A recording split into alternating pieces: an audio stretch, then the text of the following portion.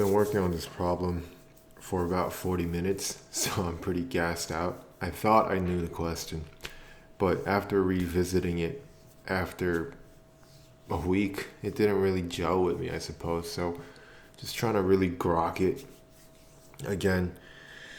Let's do this. So I really believe that there's two ways I could approach this problem, right? One way using stacks and another one using slicing. Right now, I just want to use stacks. So I want an empty stack and I want a pair in there. And I'm going to put the first element and set that as 1, right? The first element in the stack.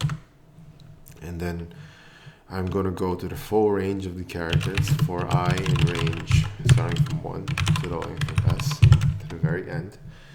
I want to always check what's on top of the stack. So if there's nothing on the stack, then that means that either, yeah, we could be at the end of the string and there might be nothing more. But I think it's likely that I've been seeing, the index errors a lot.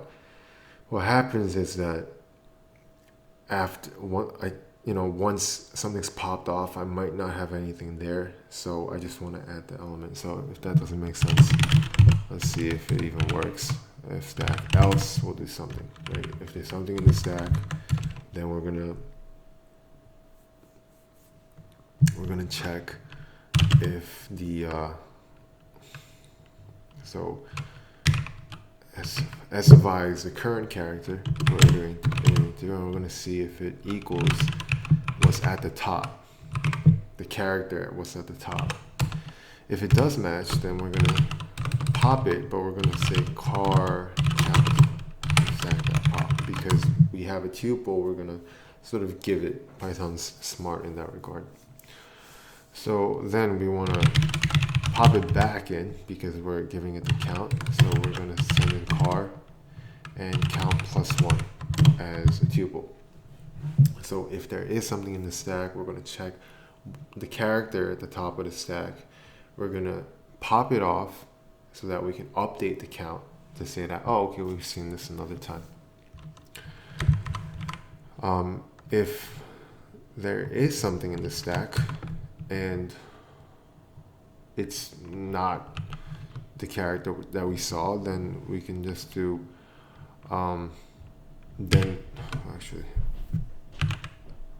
else we'll say stack.append.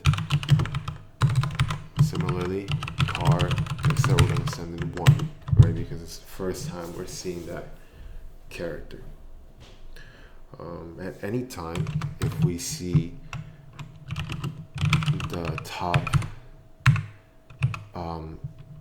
count equal to k, then we want to pop that off immediately. Okay. So that's the logic there. If there is nothing in the stack, then we can try to append the next character, right? Car and 1, because we're in the loop because we are on something. So S car wouldn't extend to there, so we would do S of I. Similarly, we'll do S of I. So if there is nothing in the stack, then we're gonna just add that character in.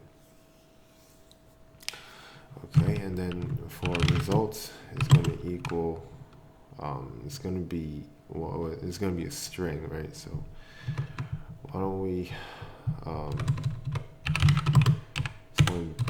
we're going to use the string.join function, which is going to take in,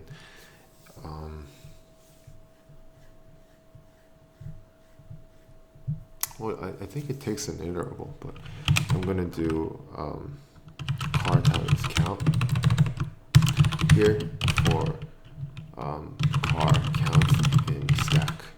So whatever's in the stack, we're going to get, add that up. And then we're going to send this. So please work. Nice. It's funny, I didn't really it didn't.